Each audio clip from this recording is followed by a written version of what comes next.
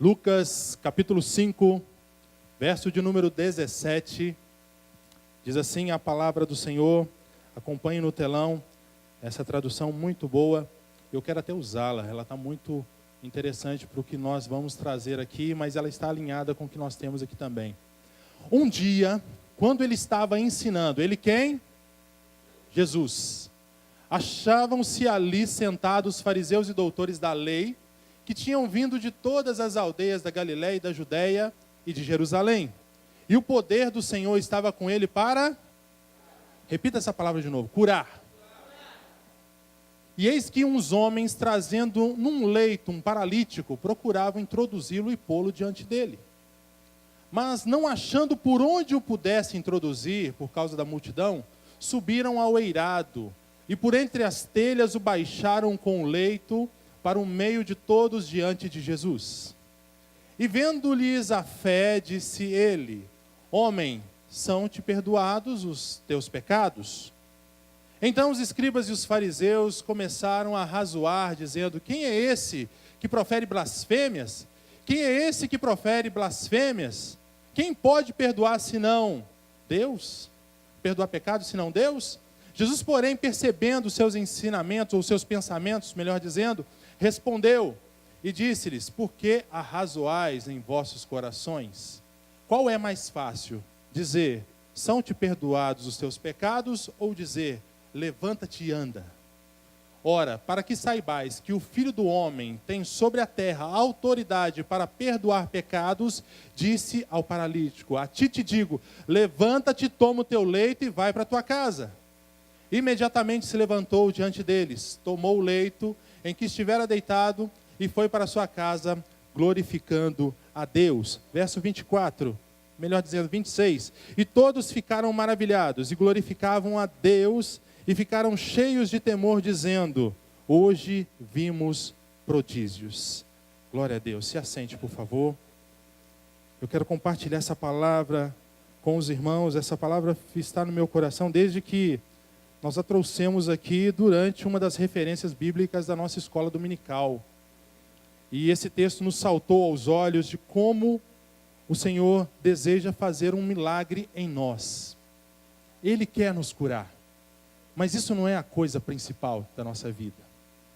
O tema dessa mensagem, para que você guarde isso no seu coração, é o milagre que eu preciso. O milagre que eu preciso. Antes, contextualizando aqui esse texto, importante entender que o Senhor Jesus já estava numa trajetória, numa cruzada missionária, evangelística, e ele já estava em Cafarnaum. Cafarnaum se tornou a base missionária do Senhor. Ele já havia feito outros milagres ali em Cafarnaum, ele havia curado a sogra de Pedro, ele havia curado um endemoniado, e por causa disso, no capítulo 4, você vai ver que ao pôr do sol, todos os que tinham enfermos de várias doenças lhe traziam, impondo as mãos sobre cada um deles, os curava. E onde ele estava ali, de novo em Cafarnaum, ele estava na casa, possivelmente na casa de Pedro, aonde ele havia curado a sogra de Pedro. Ele estava ali, porque Jesus não morava em Cafarnaum, ele morava em Nazaré, na Galiléia, a 32 quilômetros, cerca de 32 quilômetros ali de distância. Mas ele estava ali, ele se tornou a base missionária do Senhor, e ali começaram a ver, como nós lemos esse texto, ficou muito claro, vieram de todas as partes, fariseus, escribas e pessoas, porque ficaram sabendo. Anteriormente ele havia curado muitas pessoas, muitos homens e mulheres, curado a sogra de Pedro, curado endemoniados, curado, feito prodígios na cidade, a cidade toda começou a buscar em peregrinação o Senhor Jesus. E ele chega ali naquela casa, e na casa possivelmente de Pedro, como é de consenso teológico, ele estava ali e começava a pregar a palavra de Deus. Ele começava a pregar o reino de Deus. Mas lógico que acontecia sinais, prodígios e maravilhas. É claro que acontecia. Dentre eles aí, os que estavam ali, o Lucas, ele vai detalhar a audiência que estava ali naquela casa. Entre homens, mulheres, seguidores do Senhor, estavam os fariseus e os escribas. Só detalhando isso para você, talvez você não esteja familiarizado com essas duas classes religiosas. Os fariseus, era uma classe muito zelosa, podemos dizer extremista e fundamentalista dos valores da Torá, da lei. Então eles cultivavam muito esse cuidado de zelar por cada mínimo detalhe da lei, por cada tio da lei. Então eles eram extremistas, eles davam o dízimo da hortelã, do endro e do cominho, como diz o Senhor em Mateus 23, eles eram detalhistas em qualquer detalhe que diz respeito à lei, mas eles omitiam o amor. Faltava-lhes o amor. E nós dissemos aqui pela manhã, inclusive fica esse convite para você na escola dominical pela manhã, nós estivemos falando sobre isso. Quando existe uma lei, quando existe uma religiosidade sem amor, ela é morta. Ela é morta. Religiosidade sem amor é morto. Porque ele vai trabalhar com extremos. Ele vai trabalhar sempre com a vontade de querer fazer o que aconteceu com o possível candidato, ou melhor, potencial presidente, talvez, da nossa nação. Quando um homem que já havia colocado, já premeditado o seu ódio ideológico em torno desse candidato, ele foi lá e agrediu com uma facada. É o extremo. É o extremo de uma ideologia doentia.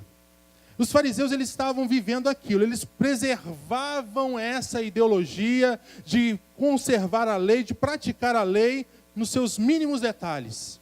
Os escribas, num outro momento, os escribas, eles eram os doutores da lei.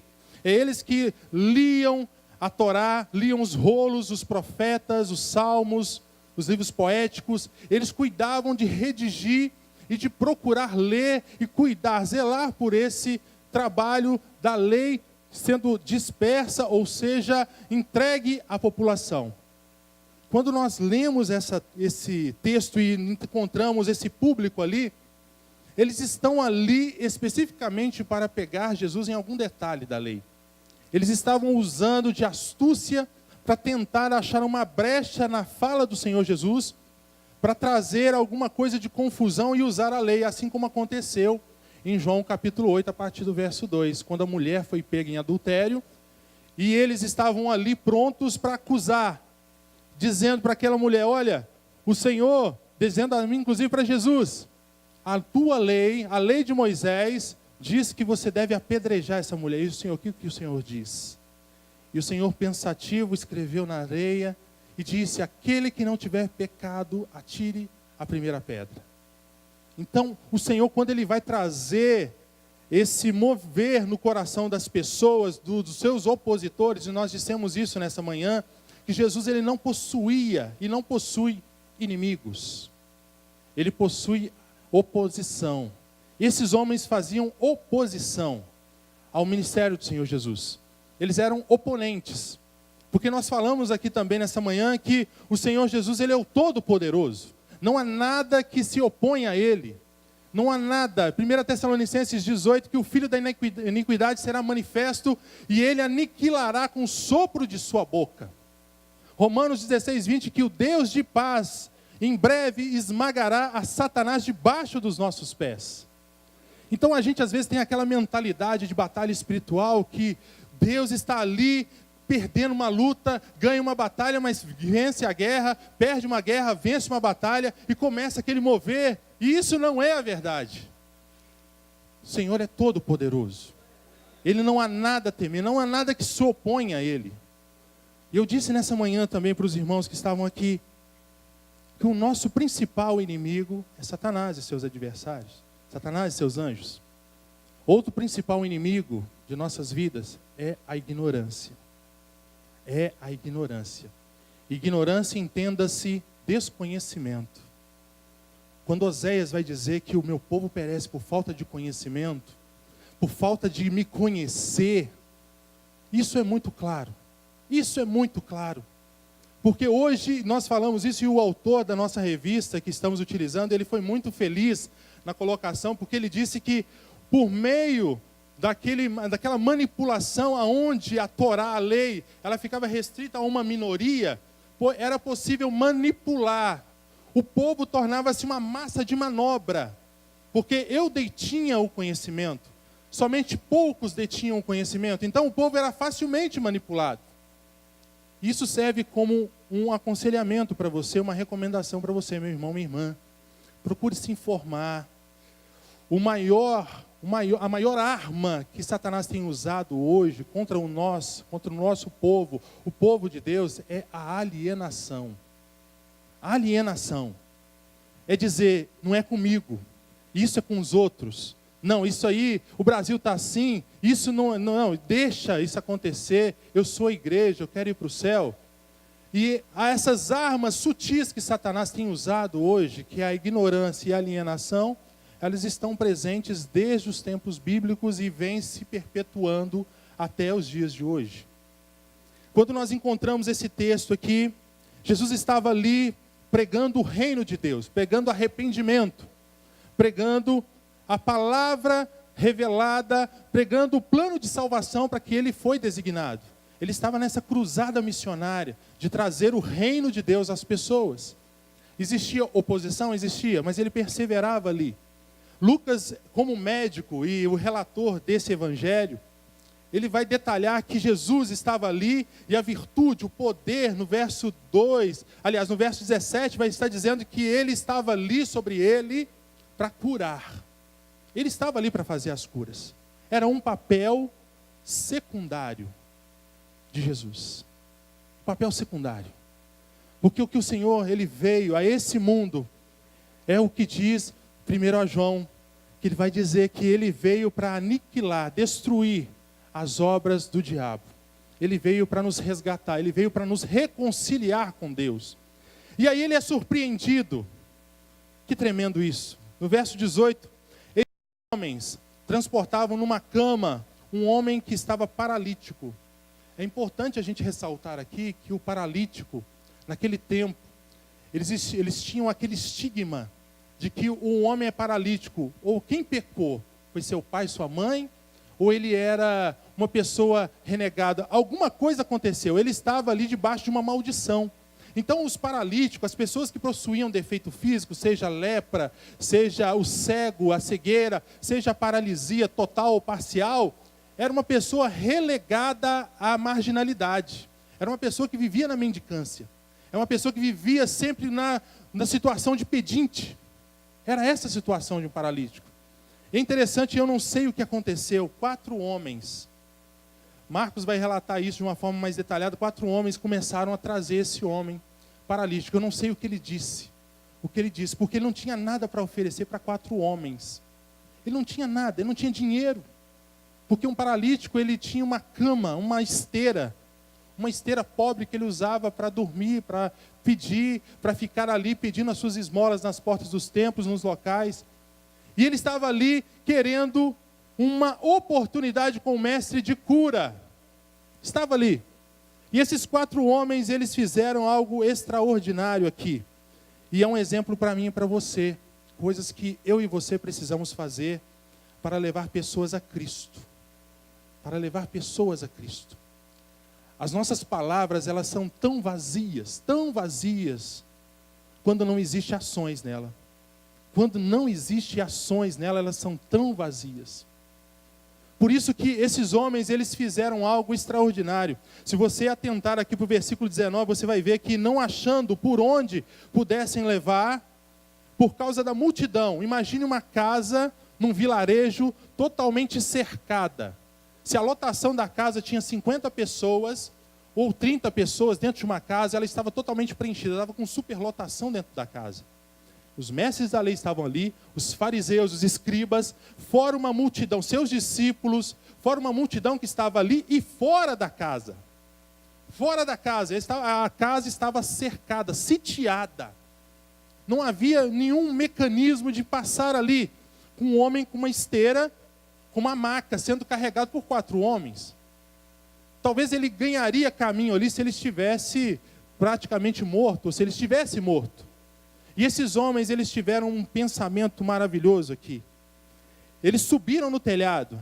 As casas antigamente, só para a gente retratar aqui como era as habitações nos tempos de Jesus, as casas, elas possuíam, era um casebre, mas elas possuíam uma espécie de terraço, um eirado. Não é o telhado, é o eirado. É onde normalmente essas pessoas que viviam da agricultura, eles coletavam o trigo, colocavam em cima dos seus telhados, onde havia um sol muito forte, e o trigo ficava ali para secar, até que ele fosse possível debulhar, ou fosse possível para se manusear, para ser socado e virar assim o trigo. Então estava ali, eles subiram e havia uma escada que dava acesso. Havia uma escada que dava acesso a esse terraço, a esse eirado. E esses homens, eu fiquei pensando, quando eu meditei nesse texto aqui, eu fiquei pensando, o que esses homens fizeram para levar uma pessoa para Jesus? O que eu e você temos feito para levar uma pessoa para Jesus? O que você e eu temos feito para levar pessoas a Jesus? A gente poderia ser um desses 4 homens, ou um desses 4 homens que são homens voluntários, porque só pode ser voluntário, porque ele não tinha nada para oferecer, o paralítico não tinha nada, não tinha um pagamento, não tinha nada que pudesse remunerar aquele serviço voluntário daqueles homens. E eles apenas viram, ou talvez atenderam um pedido suplicante do mendigo, de estar próximo de Jesus. Ele ouviu falar que Jesus estava naquela casa e queria estar lá para receber a sua cura. E aí esses homens fizeram toda uma logística. Imagine 4 homens, ou os homens, talvez eu fiquei pensando aqui que eles fizeram a esteira dele no chão, amarraram cordas e os 4 subiram lá, cada um dos 4 segurou 2 pontas da corda e puxaram, içaram esse homem até em cima. E aí quando chegaram lá no terraço, o segundo desafio, olha o que eles fizeram, que loucura que eles fizeram para levar uma pessoa para Cristo. Eles descobriram o telhado. Os telhados naqueles tempos também, eles tinham uma espécie de palha e um zimbro, ou alguma coisa que vedava, calafetava, impedia, impermeabilizava contra a chuva. E eles começaram a descobrir aquele telhado. Começaram a tirar aquela palha. E Jesus estava lá naquele salão ou naquela sala, vendo, caindo sobre ele, talvez restos de entulho, palha, no meio daquela audiência. E eles fizeram isso para levar uma pessoa para Cristo. Eles fizeram isso. E aí desceram aquele homem cuidadosamente até o Senhor. E o verso 20 vai dizer assim: vendo-lhes a fé. O Senhor Jesus, ele viu a fé dos 5. Não foi só do paralítico. Vendo-lhes, está no plural. Vendo-lhes a fé dos 5. Ele disse assim, disse ao paralítico: homem, os teus pecados são perdoados. Mas espera aí, eu tive esse trabalho todo. Os homens talvez pensaram, eu tive esse trabalho todo para receber perdão dos pecados? Para receber perdão dos pecados. E através desse texto aqui, Lucas relatando este episódio, Marcos também vai relatar isso. O evangelista Marcos, ele vai trazer essa realidade para nós. O maior milagre que eu e você precisamos é o perdão dos nossos pecados. O maior milagre que nós precisamos. Só que hoje nós somos invertidos nesses valores. Nós somos motivados a buscar a cura, somos motivados a buscar uma promoção social, um veículo, e a gente instrumentaliza Deus como se fosse um servo nosso. Eu vou na igreja, eu vou buscar a Deus para que Ele me ajude em algum momento da minha vida que eu nem pedi permissão para o Senhor estar comigo. E eu estou ali. E a gente começa a inverter a ordem de Senhor e servo. E ele se torna apenas um empregado que ouve as minhas petições, ouve aquilo que eu quero, ouve aquilo que eu desejo, mas não é o que eu preciso. Uma importante lição que nós extraímos desse texto aqui são as 2 visões que temos. A visão que nós temos de nós mesmos e a visão de que Deus tem para cada um de nós. Aquele homem desceu naquele telhado, desceu naquele lugar com a expectativa de receber uma cura. Para receber uma cura. Eu quero ser curado. Esse é meu objetivo de estar ali. Isso é o que ele queria. O que ele precisava era o perdão de seus pecados. A salvação. Meu irmão, não adianta nada. Vimos no culto de quarta-feira. Buscarmos ao Senhor aqui E é um culto temático onde muitas vezes nós somos impelidos a buscar insistentemente a cura, a libertação. E o Senhor vai fazer isso por amor ao nome dEle, por amor a nós, como nós cantamos aqui. Mas essa não é a principal obra que Ele deseja fazer em mim e você. A principal obra que Ele deseja fazer em mim e você é a salvação, a redenção da minha e da sua alma. É um porvir, foi por isso que Ele veio. Foi por isso que Ele padeceu, é por isso que Ele ainda se manifesta entre nós e Ele nos atrai com amor incondicional. E Ele nos ama, porque Ele deseja que nós estejamos com Ele. E é isso que o Senhor deseja fazer no coração daquele paralítico. E aí os saduceus, homens zelosos da lei, ou melhor, os fariseus, os saduceus, nós falamos também nessa manhã, os saduceus eram uma classe religiosa secularizada, ou seja, permitia-se muita coisa. Eu gosto da lei, eu amo a lei, mas aí eu deixo algumas brechas para se entrar. Eu tenho nada a ver na minha conduta ética. Mas ali estavam os fariseus dizendo, começaram a arrazoar. O que é arrazoar? Eles começaram a pensar coisas. E aí o Senhor mostra a sua autoridade e divindade. Ele vai trazer aqui o que eles estavam no coração ocultos. Como diz o Salmo 139, o Senhor nos sonda e nos conhece. E o Senhor sondou o coração daqueles homens dizendo, por que vocês estão pensando que eu estou falando blasfêmia? E quando a gente vai olhar a palavra de Deus, quando nós examinamos a palavra de Deus com mais detalhes, a gente vai ver que esses homens, eles não estavam errados. Porque a lei diz isso. Êxodo 34, verso 7 diz, eu sou o Deus que perdoa pecados. Isaías 43, 25 diz, eu sou o Senhor, eu mesmo que apago as suas transgressões e apago as suas iniquidades por amor de mim, diz o Senhor. E eles liam a lei, a Torá, e liam os profetas também. Então eles estavam buscando isso, mas eles não consideravam a autoridade de Jesus, dada pelo Senhor Jesus. A autoridade dada por Deus Pai ao Senhor Jesus. E eles começaram a questionar, mas quem pode perdoar pecados senão Deus? Isso é uma outra importante lição que nós extraímos desse texto. Muito importante. Pastor não perdoa pecados. O irmão não perdoa pecados. Padre não perdoa pecados. Quem perdoa o pecado é o Senhor Jesus. Só Ele pode perdoar os pecados. É por isso que Ele se manifestou, para nos dar um novo plano de vida, um plano de reconciliação com Deus. Esse ministério de reconciliação é o que Cristo veio pregar, é o que Cristo veio trazer. Mas a expectativa daquele homem era de receber a cura.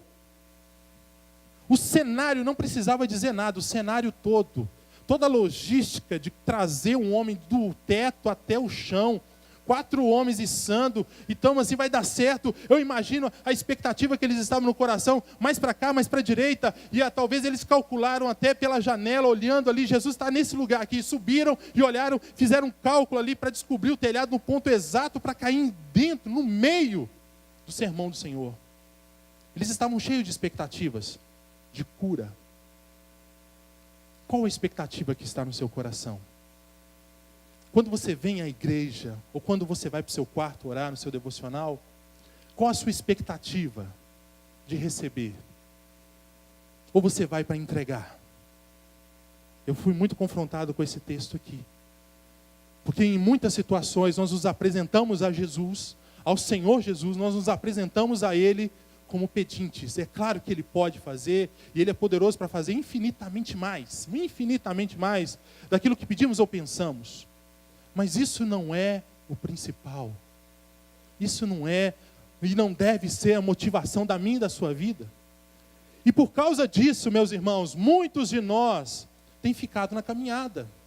Muitos de nós têm ficado na caminhada. Essa semana encontrei com várias pessoas que estiveram aqui entre nós, estiveram comigo em outro ministério.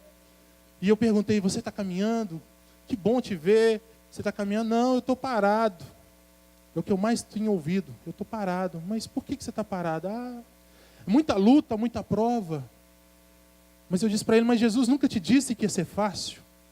Mas Ele diz, como nós cantamos aqui, Ele estaria conosco até a consumação dos séculos, por meio do seu Espírito Santo. Ele estará conosco até a consumação dos séculos. E Ele vai estar conosco. Essa é a promessa de que Ele seria o nosso Emanuel, Deus conosco. E aí, infelizmente, nós temos visto tantas pessoas sucumbindo na caminhada, abandonando a carreira da fé por causa de motivações. Motivações. Deixa eu te dizer uma coisa, meu irmão, minha irmã. O que te atrai para o Senhor Jesus, infelizmente, ou certamente, ou felizmente, vai ser o que vai fazer você ficar na presença dEle. E se não acontecer, isso vai ser um trampolim, um gatilho, um estopim para você sair da presença dEle. Conheço pessoas que foram na igreja, fizeram campanha, estiveram aqui 7 corredores de fogo. Ele mesmo estipulou 7 corredores de fogo. Colocaram esse número profético, número 7 ou então 9 de novena. Fizeram uma campanha dessa forma. E o Senhor não atendeu o que ela queria. O que ela queria. E o Senhor entregou o que ela precisava. Era a salvação de parentes, de familiares. Mas nem por isso essa pessoa está conosco. Nem por isso outras pessoas que assim se definiram de fé não estão conosco. Então, algo que nós precisamos entender aqui, que o Senhor deseja fazer uma obra muito maior na minha e na sua vida do que somente nos curar. E a visão que esse homem tinha era de receber a cura. A visão que Deus tem para mim, para você e sua família, é a nossa salvação. Uma vida para além desta. Uma vida para além desse plano. Só que hoje a nossa mentalidade, meus irmãos, está tão secularizada, está tão encauterizada pelo movimento, pelas circunstâncias, que estamos ficando indolores, insensíveis com as coisas que estão acontecendo ao nosso lado. Estamos ficando insensíveis para ver o que está acontecendo com a nossa casa, com os nossos filhos, com a nossa esposa, maridos. E a gente está pensando sempre nos problemas que o Senhor precisa resolver. Eu gosto muito do texto do Salmo 51, Salmo de Davi. Davi escreveu o Salmo 51 com muita amargura, com arrependimento profundo de ter errado. E lá no versículo 12, ele vai fazer um pedido. Torna a dar-me a alegria da tua salvação. Torna a dar-me a alegria da tua salvação. Infelizmente, muitos de nós têm perdido essa alegria. A alegria da salvação. E o que normalmente tem nos alegrado são coisas circunstanciais, coisas dessa vida. O que nos alegra muitas vezes é o pagamento que caiu dia 5 ou dia 31. O que muitas vezes nos alegra são coisas passageiras que podem acontecer, que o Senhor pode proporcionar. E que passou aquele momento ali, você também é de novo empurrado por uma tristeza profunda, por uma tristeza, por um vazio, por uma sequidão. E quando Davi ele pede, Senhor, torna a dar-me a alegria da tua salvação, ele está dizendo, Senhor, me devolve a alegria de acordar todos os dias e saber que essa vida aqui não vai me impedir de estar com o Senhor na glória. É isso. E aí esse homem, ele está ali querendo a sua cura, Jesus conhecendo ali o seu coração, ele disse assim, qual é mais fácil? Dizer os teus pecados são perdoados ou dizer levanta e anda? O que é mais fácil dizer? O Senhor, a primeira coisa que Ele fez foi perdoar os pecados. Perdoar os pecados. Ou seja, o Senhor primeiro entregou um plano de redenção para aquele homem. Uma oportunidade para ele começar uma nova vida em Cristo. Agora sendo integrante do reino de Deus como filho amado dele. E depois o Senhor, para que houvesse uma testificação da sua autoridade, nós vimos isso na escola dominical, sobre a autoridade do Senhor Jesus. Ele é a autoridade sobre a morte, sobre os espíritos malignos, sobre as doenças, sobre as enfermidades. Ele é a autoridade máxima sobre isso. Por isso que qualquer decreto respeitando as autoridades médicas que aqui estão, mas todo decreto só é decreto quando Deus assim o faz, assim o diz. Outras coisas dependem do mover, do querer, do efetuar do Senhor. E aí quando ele é confrontado nessa situação, o Senhor ele vai dizer, só para que vocês saibam que o Filho do Homem, e ele faz referência a Daniel no capítulo 7, quando Daniel tem a visão e ele viu um semelhante ao Filho do Homem naquele momento, e aí o Senhor ganhou esse nome, Filho do Homem, que a sua semelhança era de humanidade. E ele olha, para que vocês saibam que o Filho do Homem tem poder para perdoar pecados também, disse ao paralítico, levanta e anda. Isso mostra uma ordem clara para mim e para você. A primeira obra que o Senhor deseja fazer em nós é a salvação. Em segundo plano, se assim for da vontade dele, se assim ele permitir, a nossa cura, a nossa resposta, aquilo que vier por acréscimo do nosso relacionamento com ele. Por isso que em Mateus 6,33 vai dizer, quando você busca primeiro o reino de Deus e a sua justiça, as outras coisas elas vêm por relacionamento. Elas vêm por relacionamento com Deus. E essas coisas são secundárias.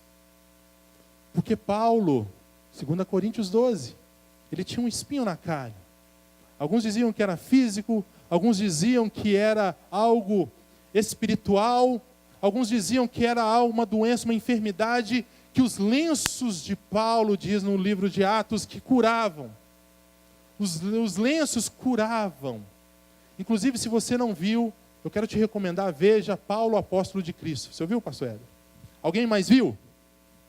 Paulo, apóstolo de Cristo. Eu tenho recomendado aqui na escola dominical. Veja esse filme. Você vai mudar muito, ou vai enriquecer muito a sua perspectiva cristã, de como era aqueles tempos bíblicos. Ele foi com muita fidelidade ali, o autor ou o diretor daquele filme. Mas quando você traz essa realidade para o Senhor, quando você traz essa vivência e experiência de que sua vida precisa e deve ser pautada em valores eternos e não passageiros. 1 Coríntios 15:19, se nós esperamos em Cristo só nessa vida, nós somos os mais miseráveis de toda a face da terra. Porque nós reduzimos o plano de salvação a uma esfera terrena, a algo muito simples, o que a traça e a ferrugem vai corroer. O dinheiro vai ficar aqui, caixão não tem gaveta, nada. O homem ele veio nu e nu ele vai voltar para o pó. E de pó somos feitos. E quando nós vemos pessoas brigando, pessoas se corrompendo por causa de papel, e valor é o que você atribui. Valor é o que você atribui. Pessoas se corrompendo por causa de papel, por causa de dinheiro, vai ficar tudo aí. E esse mover de alienação que Satanás tem colocado, o apóstolo Paulo já havia predito isso. 2 Coríntios 4,4 diz que o Deus deste século cegou o entendimento das pessoas. Mas ainda no capítulo 3, verso 16 de 2 Coríntios, vai dizer que quando uma pessoa dessa se converte, o véu é removido. Porque conhece a verdade e a verdade liberta. João 8,32. A verdade, ela traz libertação. A verdade, ela traz conhecimento. Por isso que é tão importante e necessário, meus irmãos, nós vivemos centrados no propósito de que Cristo tem para cada um de nós. Nós acabamos de cantar aqui, Cristo em nós, a esperança da glória. Cristo em mim, a esperança da glória. E aliás é o tema desse ano. Mas ele acaba se perdendo. Já estamos no mês 9, falta aproximadamente 90 dias, um pouco mais ou menos de 90 dias, para se findar 2018, e começamos naquele gás todo, aquele gás pleno, janeiro, Cristo em mim, a esperança da glória. Mas as adversidades, os problemas, as vicissitudes da vida, todos os problemas que a gente tem passado, tem muitas vezes cegado a nossa visão celestial. Precisamos andar por fé e não por vista. Quando pessoas olham ou veem essas circunstâncias de como o mundo está caótico, elas são paralisadas porque os olhos da fé não estão abertos. E quando eu olho para esse texto e vejo que tantos milagres o Senhor tem feito, e tantos milagres Ele ainda vai fazer, e quando Ele deseja fazer prodígios em nossa vida, o maior milagre que eu e você precisamos é a manutenção da nossa salvação. É a manutenção da nossa salvação. E essa palavra é muito clara. 2 Coríntios também no capítulo 6 vai dizer que nós precisamos cooperar com o Senhor. Cooperar com Ele. Ou seja, existe uma parcela que compete a mim e a você fazermos. Ou seja, eu estarei com você todos os dias. Josué no capítulo 1, ele vai dizer, o Senhor vai encorajar Josué. Josué estava ali atemorizado, temendo. Ele agora era o sucessor de Moisés e uma multidão estava esperando a palavra de um líder. E Josué estava tremendo. Como é que eu vou liderar? Como é que eu posso corresponder às expectativas que foram colocadas em mim? E o Senhor, no momento propício, oportuno, diz, meu filho, somente tem bom ânimo, eu serei contigo. Não te pasmes, nem te espantes, apenas siga, prossiga, marche, que eu estarei contigo. É esse o desejo que o Senhor tem para cada um de nós terminarmos a nossa carreira. Meu querido, não seja multidão. No capítulo 6 de João, o Senhor tem um discurso duríssimo, um discurso longo e duro. Lá no verso 2 ele vai dizer que havia muitas pessoas que estavam seguindo o Senhor por causa dos milagres. Lá por volta do verso 26, ele vai dizer que tinham pessoas que estavam ali porque estavam querendo comer um pão e foram satisfeitas. Ou seja, a motivação do coração daqueles homens ou daqueles seguidores que estavam ali era porque eles estavam querendo, buscando, desejando muito o milagre, não o dono do milagre, não o Senhor. E lá pelas tantas, lá pelo verso 66, o Senhor começa a dizer que, e vocês querem ir também? Disse para os discípulos. Aí no verso 68, Pedro responde, Senhor, para quem iremos nós? Só Tu tens palavras de vida eterna. Não existe outro lugar que eu possa ir. Eu quero ir para onde o Senhor está. Não é o que o Senhor me dá, é o que o Senhor é para a minha vida. Tu és o meu Redentor, Tu és o meu Salvador, Tu és aquele que me redimiu, é aquele que me tirou daquele lamaçal de lama, de charco, de lodo, de perdição, e me trouxe e me colocou numa nova expectativa, numa nova esperança. Esperança. Essa é a esperança. Querido, minha oração nessa noite para você, por você, que você seja renovado na sua alegria da salvação. A alegria da salvação. Talvez você veio a este lugar aqui com uma expectativa de resolver problemas emocionais, carências. Querido, coloque diante do Senhor o seu fardo. O Senhor, em Mateus capítulo 11, a partir do verso 21, Ele não propõe para você retirar o seu fardo. Ele vai trocar. Ele troca o fardo de Jesus. Tomai sobre vós o meu jugo e aprendei de mim que sou manso e humilde de coração, e encontrareis descanso para as vossas almas. Deposite a sua ansiedade, deposite as suas situações que ao seu ver estão distantes do seu realizar. Deposite no Senhor, deposite nele com fé, mas antes lembre-se, o mais importante é a sua salvação.